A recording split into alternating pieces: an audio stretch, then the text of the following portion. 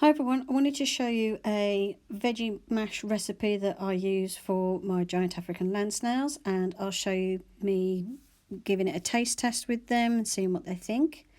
So first of all, I've got this blender, and what I do is I chop the top and bottom off the carrots because they can't eat the leafy part or anything.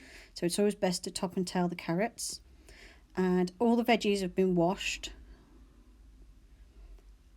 apart from obviously this bag, but it's like a pre-washed bag, so I'm all right. What I tend to do anyway is once I've chopped up all the vegetables is I'll run them under the tap in the cup.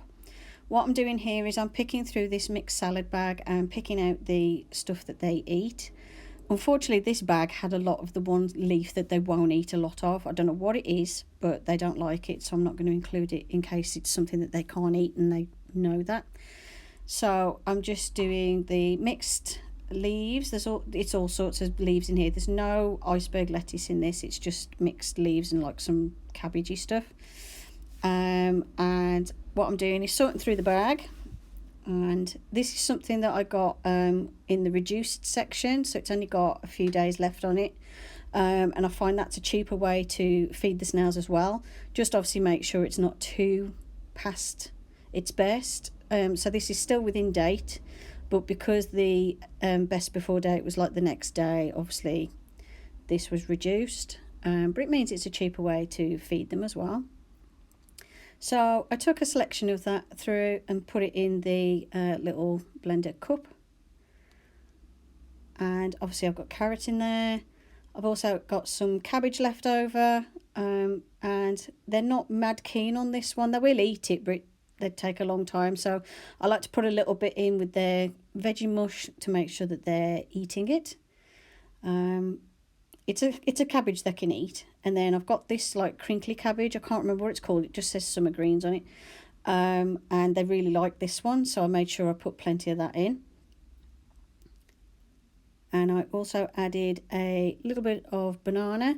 I didn't want to add too much banana because they've not eaten banana much, and I didn't want the banana to overpower the flavour of the mash, so I just put a little bit of banana in, and then obviously the rest was for me. I added a bit more carrot, so again just top and tailed it and just chopped it into little chunks. And this is also a great way of using up any leftover veggies from cooking. So if I'd have done like a, I don't know, Sunday roast and got some like cabbage and carrots left over, you can use it for this. I'm also adding a little bit more of that cabbage and getting rid of the one that they don't eat. And to be fair, we don't like it either, so I don't know what it is about it, but we're not a fan. And then what I did was obviously donated the rest of the banana to my husband and tidied up the mess first. I then rinsed everything under the tap by filling it with water a couple of times and emptying the water out, just to make sure everything is washed. You want to make sure you always wash your veggies for your snails, just in case there's any traces of pesticides or anything on them. You could go for organic, I suppose, but obviously there's no guarantee there's not going to be pesticides on those if there's like a nearby field that sprays pesticides. And also it's just best to wash the veggies anyway. And make sure you rinse off the cucumber as well. I added a little bit of cucumber just to give a bit of moisture to the mixture, and also they absolutely adore it. And I know if there's a hint of cucumber flavour in the mash, they'll eat it. So this is just basically a flavour enhancer for the snails. And again, just chopped it very, very slightly and stuck it in the mixture. And what I like to do it like this, where I've got 3 or 4 vegetables in there, and then I've got the purifier blade on my mixer, and then just put that on like so and give it a bit of a shake. And there's a little bit of water in there as well to help it all blend up. So as you can see, there's a nice little range of veggies in there. And then I blitz that all up and make sure it's like a puree. So basically, imagine like you're making this for a baby. So you want it to be really nice and smooth with no big lumps in. That's the consistency I go for, because I find everyone will eat it, especially Rick. Because obviously I started making more of these vegetable mash mixtures for Rick, and then obviously I found out the others like it as well. Because the others I used to just put the actual vegetables in the tank. So once that's done, I put it in my little Tupperware tub. I don't like to put this in the tank directly because overnight it'll start to smell. And I put some cabbage in that I'd frozen the other day, and I managed to make my entire room smell of cabbage, so I'm not doing that again.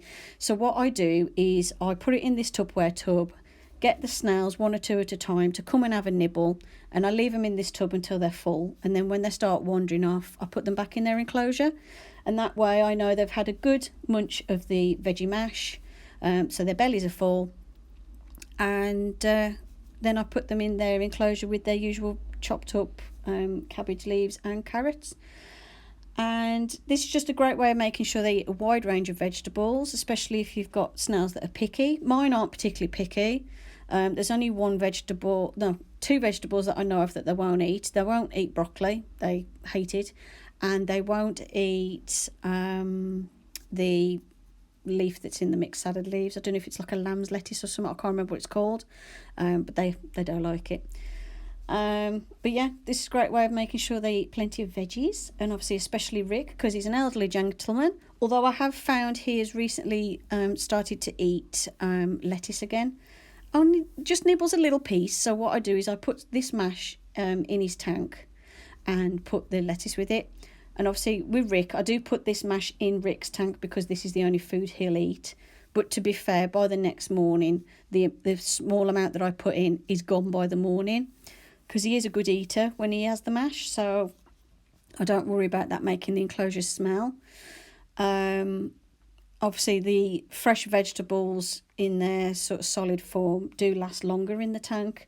But it's a good idea to change the food in the tank every day or every other day anyway, depending on what you've put in. I mean, if you put in, I can't remember what it's called. It's like a big leafy green that's quite wrinkly and it's quite a long leaf. That'll last in the tank for like 3 days before you have to consider changing it. And it takes them a while to eat it because it's a more tougher vegetable. But yeah, as you can see, Morty was not mega impressed. He did eat a little bit, but I found it was much more preferred by Rick and by Alvin. Alvin is pretty much like Rick. Alvin will eat anything, and he's catching up with the size of Rick quite well as well. So yeah, it's one way to make a nice little mash. And as you can see, it was nice and simple. It took me literally minutes. And what I will do is any of this mix that's left over, I'll put it in a little tub and freeze it, and then that will last me, or I'll put it in the fridge. In the fridge, it will last, I'd say, about 3 days, 2 or 3 days. Just check it when you open it. Just if it smells a bit weird, chuck it. What I tend to do is freeze it. You can freeze it in like an ice cube tray, and then that way you just defrost a cube of it each day, or a couple of cubes of it each day as the snails need it. And that's a way of making it last even longer. I think it'll do about a month in the freezer, maybe more. I've not tested it, so I don't know. I don't know how long veggie mash lasts. I suppose however long you'd freeze a mix that you'd made for a baby. And it's been many years since I've had to do baby food, so I don't know. But it'll certainly last a few days in the fridge, in a little tub. Just make sure the tub's airtight and make sure there's no strong smells in the fridge next to it that would interfere with the flavour of the mash. But like I said, me personally, I prefer to put it in the freezer and just put it in an ice cube tray. And then you can just take out as much as you need and defrost it each day. And it defrosts really quick because it's only a small amount.